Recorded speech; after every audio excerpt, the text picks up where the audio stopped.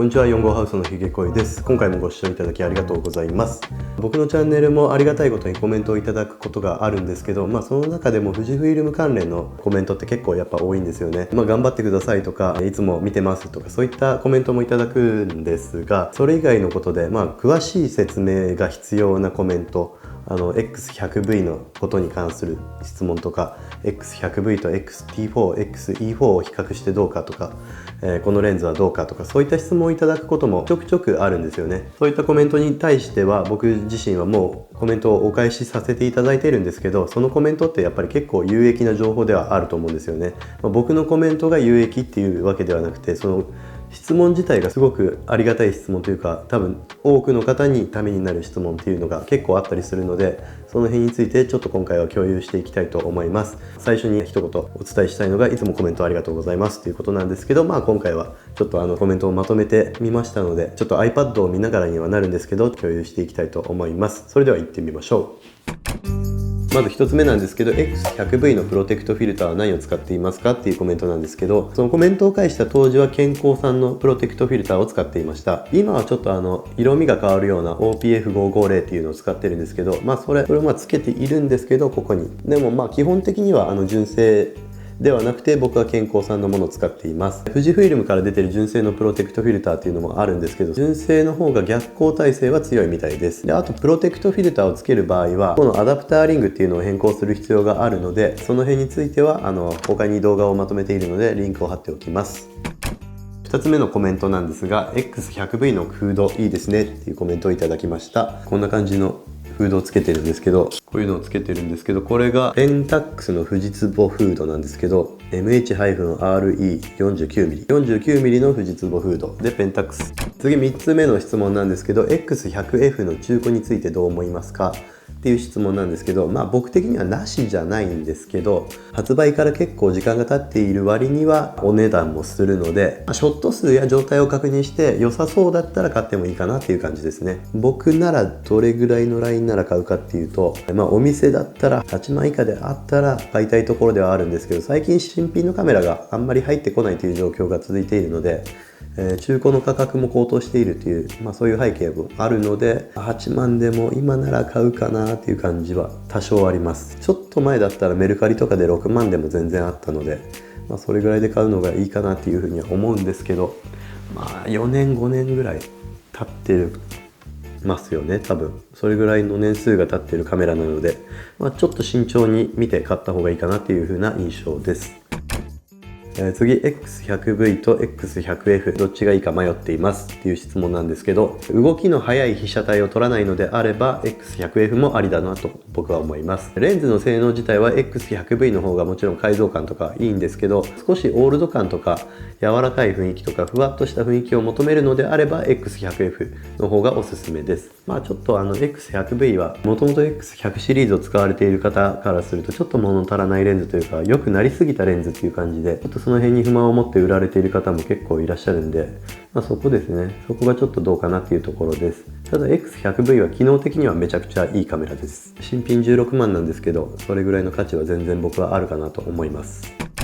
XE4 と X100V は2台持ちですか？はい。これは XE4 を購入しましたっていう風に動画を出したことがあるんですけど、その時にいただいた質問で、X100V と被るんじゃないかなっていう感じで思われたんだと思うんですけど、それでどうされますかっていう質問ですね。これは今でも2台持ってます。X100V も持っていますが XE4 も悩んでいます。用途を使い分けることができるカメラだと思うので全然ありだなと思います。何も考えずに持ち出すんだったら X100V の方が絶対無難かなっていうのもあるので、そういう使い分けもできますので、2台持ちでも全然ありなカメラ同士かなと思ってます。XE4 と X100V メインカメラとして使うならどちらがいいでしょうか？これは動画作ろうと思います。これ自体は結構迷うところではあると思うんですけど、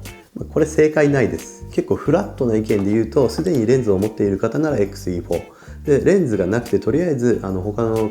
他社さんから移行したいとか、初めて富士フイルムのカメラが欲しいとか、初めてカメラを買うとか、そういった方だったら X100V、 こっちのコンパクトデジタルカメラ、ちょっとコンパクトじゃないんですけど、こっちがおすすめかなと思います。人それぞれ生活スタイルとかそういったことが違ったり撮ろうと思っている被写体が違ったりとか、いろんな条件とか全然人によって違うと思うので、答えないっていうのはそういうことだと思うんですよね。 XE4 はめっちゃおすすめですし、僕も好きで気に入って使っているんですけど、X100V もめちゃくちゃ便利なカメラで、デジタルテレコンもあるし ND フィルターもついてるし、結構万能なんですよね。なので1台だけで済ませたいっていう風に考えていらっしゃる方はX100V、 これからいろんなことを楽しんでいきたいとか、もうどんどんレンズ沼にはまりたいとか、もうあの人が使ってるレンズをあれもこれも欲しいっていう風に考えているんだったら、XE4 の方が楽しめるし、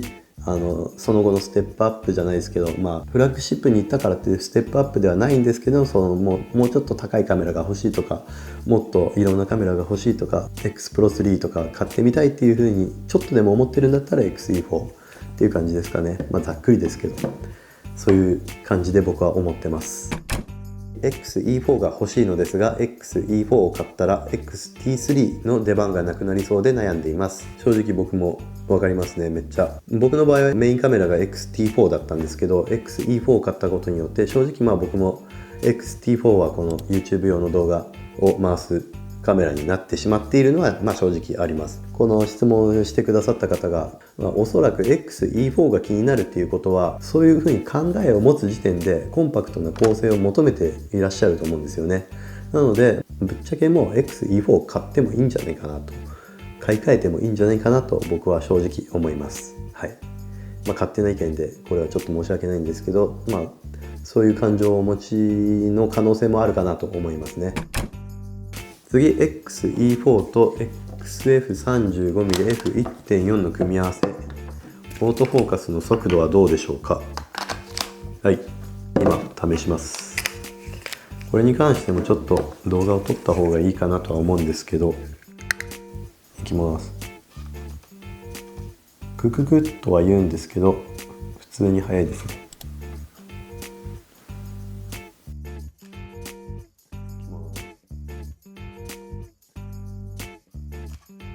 こんな感じです。めっちゃ速いです。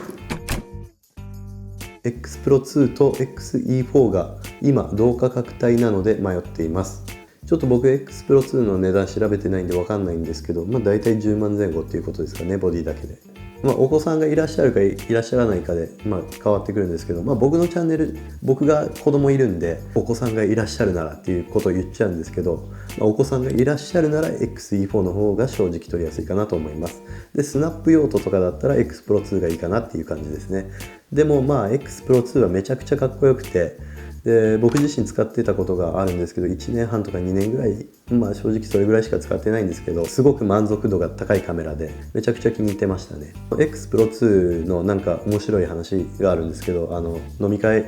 その飲み会できた時期なんですけど、飲み会した時に3台か4台ぐらい X Pro 2があって、その時に不意に X Pro 2を触ったら、これ俺のじゃねえわみたいになったんですよね。でそういうの気づくんですよね、 X Pro 2って。他のカメラでも気づくかどうか分かんないですけど、なんか触り心地というか、ちょっとグリップみたいなのあるじゃないですか、薄いやつ。あれのすり減り方とかそういうので結構違いが分かるようなカメラで、自分の X Pro 2を持った時にすごいしっくりきて、これ俺のじゃんってなったんですよ。そういうカメラですね。ちょっとまた欲しくなりますね、そういうの考えると。そういうことです。ソニーから富士に乗り換えた時の AF 速度について気になります。そうですね、確かにソニーは AF 速いですよね。でこれ一番気になるところかなと思うんですけど、他社さんから移行する時には。で僕も2週間ぐらいソニーを使っていたことがあるんですけど、 AF については富士も慣れたら今の世代のカメラ、ボディは全然いけるかなというふうに僕は思います。これは人それぞれ違うと思うんですけど、がっつりソニーを使ってた方からすると多分すごく遅く感じるかもしれないんですけど、僕はソニーに正直慣れなかったんですよね。なので別にソニーのオートフォーカスめっちゃ速いなっていうふうに思わなかった口ではあるので、そんなに、そこまで気にするほどでもないかなって思ってしまうんですけど、ソニーさんを何年も使ってたっていう方からすると、まだこの世代、まだこのレベルなんていう感じで思うっていう話はたまに聞きます。最低でも XT3 ぐらいから、その辺の、上のボディを使ってレンズを、速いレンズ 35mm-F2 とか全群繰り出しじゃないレンズを組み合わせると結構まあまあ速いんじゃないかなと思います。最近のレンズ、見た目はちょっとあれなんですけど、リニアモーターが入ってる、LM って書いてるやつなんですけど、 33mm-F1.4 とか 18mm-F1.4 とか、一番最近発売された 23mm-F1.4LM、 この辺の大口径プライムっていうのがあるんですけど、その辺を使えば多分シュシュって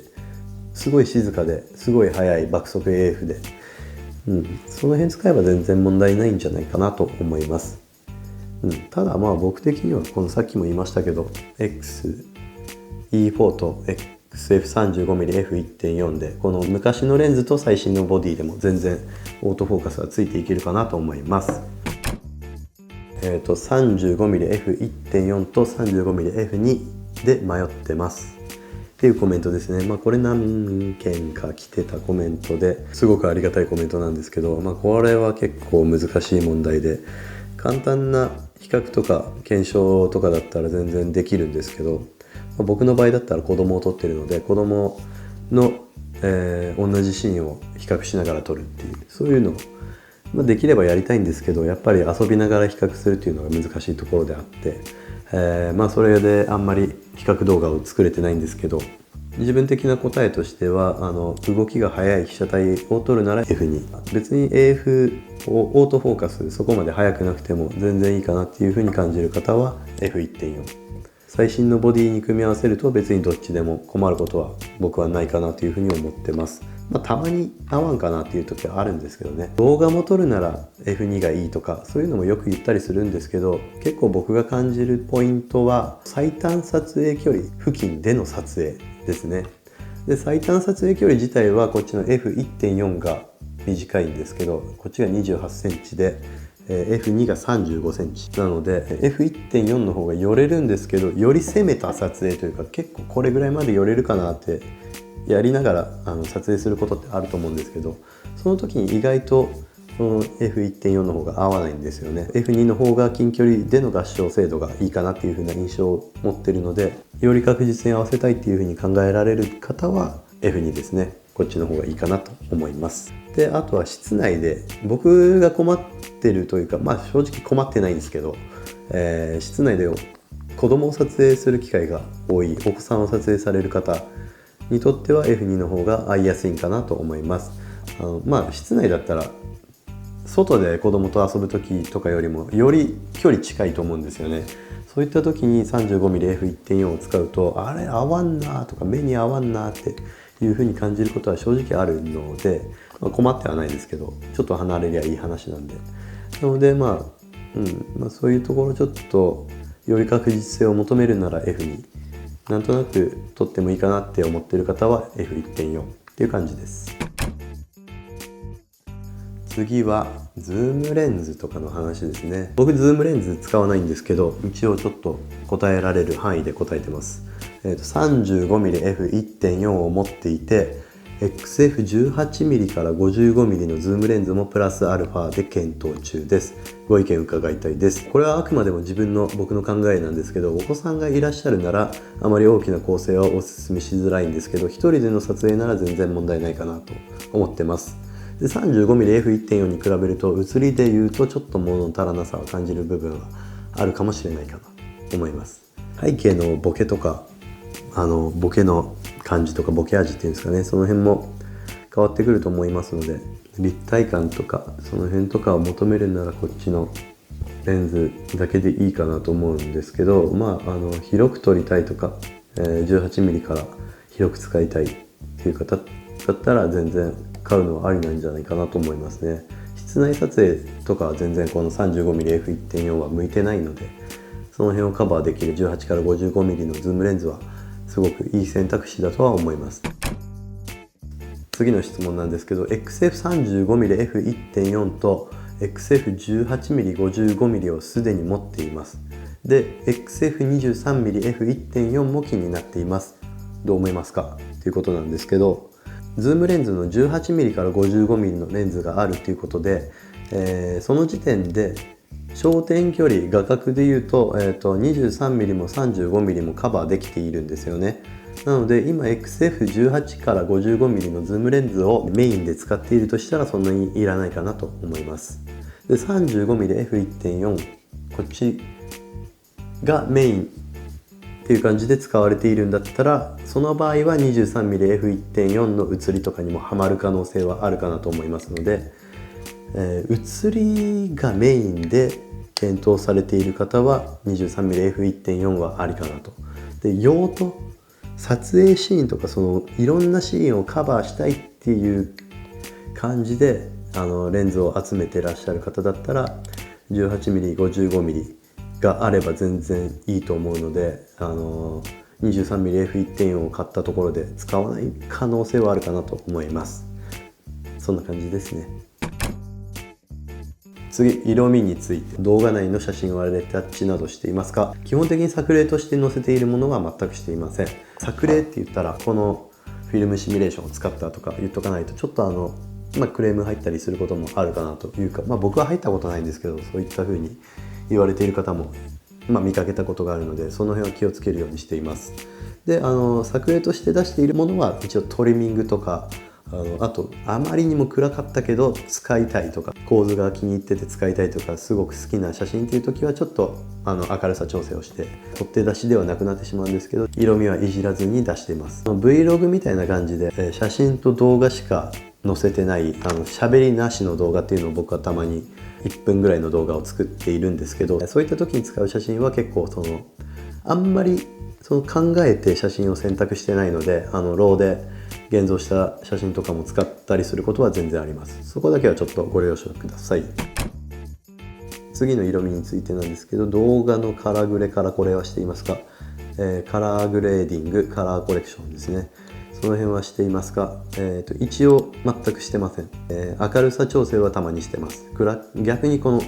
今僕この室内でのライトって結構下手くそで、近くしすぎたりしてすごく明るくなったりすることがあるんですけど、そういった時に逆にハイライトをめっちゃ下げたりとか、トーンカーブでちょっといじって、どうにか調整したりとかしてるんですけど、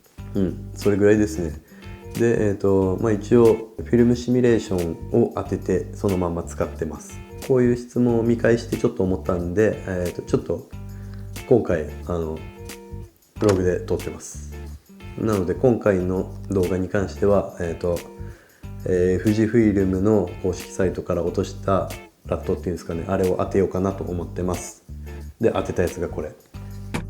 動画の色味が綺麗で気になります。これ嬉しいですね。ありがとうございます。多分これ外で撮った動画についてのコメントなんですけど、こういった動画の時、この外で撮った動画っていうのは本当に取って出しですね。大体いつも使っているフィルムシミュレーションの取って出しの動画なので、フィルムシミュレーション関連のまとめ動画とかも出してるんですけど、それを参考にしていただければ似たような色味は作れるかなと思います。リンク貼っておきます。はい、その他革のストラップについて教えてください。ついてるストラップについて結構いろいろ聞かれたりすることがあるんですけど、それについてはもう動画まとめましたんで、リンク貼っておきますので、よかったらご覧ください。以上ですね。はい、こんな感じです。あとは応援コメントとかこれからも頑張ってくださいとかいつも参考になりますとか、そういったありがたいコメントすごくたくさん正直多い方ではないというか、僕自身見ていただいている方は分かると思うんですけど、そんな自分で言うのもあれなんですけど、コメントしやすいような声も低いし愛想もあんまないし、ちょっとコメントしづらいような空気があるかなと思ったりするんですけど、その中でもこういったコメントをいただけてすごく嬉しいなと思ってます。知っておいていただきたいのが僕コメントほぼ返しますんで、本当に全然もう気にせず、何も気にせず、嫌なコメントとか来たことないんですけど、そういったコメント来たら多分仕方を普通にすると思うんですけど、そういうコメント以外は全然返しますんで、全然返しますというか当たり前ですけど、ありがたくお返しさせていただきますので、ちょっとコメントいただければ嬉しいので、またもしよかったらお願いします。今回みたいな感じの動画がまた見たいなと思ったり、こういうコメント返しみたいなコメントを返したまとめみたいな、そういうのをまた見たいなと思ってくださった方は、もしよかったら高評価とチャンネル登録お願いいたします。あと Twitter とか Instagram もやってますので、もしよかったらそっちもフォローしていただけると嬉しいなと思います。こういった動画が見たいとか、そういったご意見もできる限りご要望にもお答えしていきたいと思いますので、ぜひぜひコメントをお願いします。それでは今回もご視聴ありがとうございました。ではまた。